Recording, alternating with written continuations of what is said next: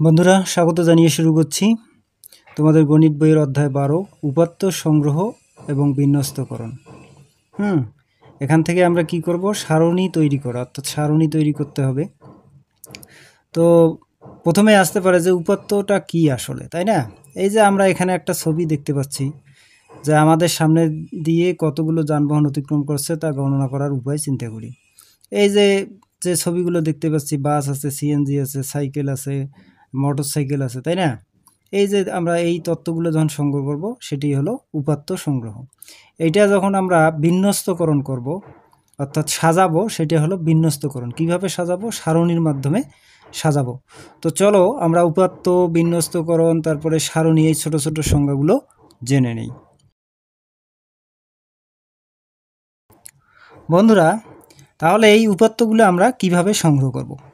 দেখো, এই উপাত্তগুলো সংগ্রহ করার একটা উপায় হলো টালি চিহ্নের মাধ্যমে সংগ্রহ করা। দেখো টালি চিহ্নটা কি, এই যে এখানে দেখা যাচ্ছে 1-এর জন্য একটা খাড়া রেখা টানা হয়েছে, 2-এর জন্য 2টা, 3-এর জন্য 3টা, 4-এর জন্য 4টে খাড়া রেখা। আর যখন 5 লিখবো আমরা 4টে খাড়া রেখা টেনে একটা আড়াআড়িভাবে কেটে দেব। তারপরে 6-এর জন্য যে 5 লিখে একটা খাড়া টান। এভাবে 7 হলে 2টে টান দিতে হবে, 8 হলে 3টা, আবার 9 হলে 4টে, 10 হলে এরকম 2টে 5 হবে, তাই না? এভাবে এগিয়ে যাবে। তো আমরা এই সারণীর মাধ্যমে কিভাবে তথ্যটা সংগ্রহ করতে পারি চলো দেখে নেই। আমরা এখানে ছবিগুলো গুনব। প্রথমে আছে কি, দেখো, যানবাহনের নাম, টেলিচিহ্ন, সংখ্যা। এটাই মূলত সারণী। তাহলে প্রথমেই আছে বাইসাইকেল। বাইসাইকেল আমরা গণব কয়টা আছে, দেখো 1, এই যে 2, 3, তাহলে 1, 2 এবং 3। তাহলে 3টার জন্য 3টে খাড়া রেখা আমরা টানব। এবার কার কয়টা আছে, এই যে কার দেখা যাচ্ছে যে 1, 2, 3 এবং 4। তাহলে 4টার জন্য 4টে খাড়া রেখা টানব। আবার কি আছে, মোটর সাইকেল আছে। দেখো মোটর সাইকেলে যে হেলমেট পরিহিত, যে 1, 2, 3, 4, 5, এই যে এখানে একটা আছে 6। তাহলে 1, 2, 3, 4, এই যে আড়াআড়ি একটা টান দিয়ে 5 হলো, এখন একটা টান 6। এবার বাস কয়টা আছে, বাস বড় জিনিস দেখা যাচ্ছে 1, 2, 3, বাস আছে 3টি, তাহলে 3টার জন্য 3টি খাড়া টান। তারপরে বলছে সিএনজি। সিএনজি দেখো একটি মাত্র সিএনজি দেখা যাচ্ছে, তাহলে একটা টান। ঠিক আছে, তাহলে এই পৃষ্ঠায় আমাদের কাজটা শেষ। এখন আমরা 39 পৃষ্ঠায় যাব, অর্থাৎ পরবর্তী পৃষ্ঠায় যাব। বন্ধুরা, এখানে যদি দেখি আমরা, এই যে আমরা টালি চিহ্নের সাহায্যে যানবাহনের সংখ্যাকে প্রকাশ করতে চাই, চলো ডান পাশের সারণীটি পূরণ করি।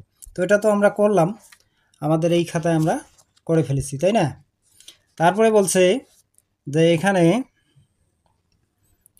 এখন টালি চিহ্নকে সংখ্যায় প্রকাশ করে সারণীটি পুনরায় পূরণ করি এবং মোট সংখ্যার জন্য যোগ করি। তাহলে দেখো এখানে যেমন যে বাইসাইকেল, এখানে 3টে দেখা আছে, তাহলে বাইসাইকেল তো আমরা 3টে পাইছি এখানে, দেখো, তাহলে এখানে আমরা 3 লিখব। এখন এখানে কয়টা খাড়া টান দিচ্ছি, 4, তার মানে এটা 4। তারপরে এখানে 5 আর 1 6। তারপরে বাস কয়টা, 3টে, জন্য 3। ঠিক আছে, সিএনজি কয়টা, সিএনজি হলো একটা, তাহলে একটার জন্য একটা। এখন বলছে যে কি, প্রকাশ করে সারণীটি পুনরায় পূরণ করি এবং মোট সংখ্যার জন্য যোগ করি। তাহলে এখন আমরা যোগ করি, 3 আর 1 4, 6 4 10, 4 14 আর 3 17। তাহলে মোট যানবাহন আমরা 17টি পাইলাম। ঠিক আছে বন্ধুরা, তাহলে এটাই হলো সারণী তৈরি করা। বন্ধুরা, এই সারণী থেকে 2টে প্রশ্ন এখানে, কোন ধরনের যানবাহন বেশি ব্যবহৃত হয়? দেখো এখানে মোটরসাইকেল আছে সবচেয়ে বেশি 6, তাহলে মোটর সাইকেল সবচেয়ে বেশি ব্যবহৃত হয়। এখানে আমরা কি লিখব, মোটর সাইকেল। আচ্ছা, তারপরে বলছে কোন ধরনের যানবাহন কম ব্যবহৃত হয়? এটা দেখো সিএনজি হলো একটি আমরা পেয়েছি, তার মানে সিএনজি। সিএনজি সিএনজি কম ব্যবহৃত, সিএনজি কম ব্যবহৃত হয়।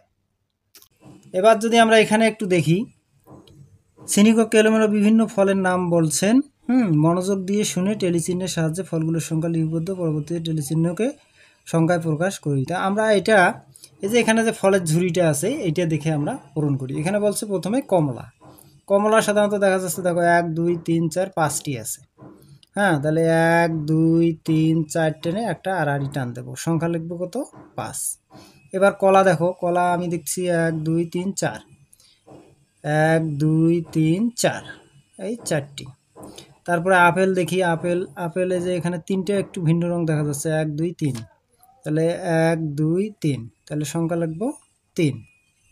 তারপরে পেয়ারা 1 2 3, আমার চোখে 3টি পেয়ারাই দেখা যাচ্ছে, 1 2 3, তাহলে এখানে লিখবো 3। এখন আমরা কি করব, এই যে মোট করব।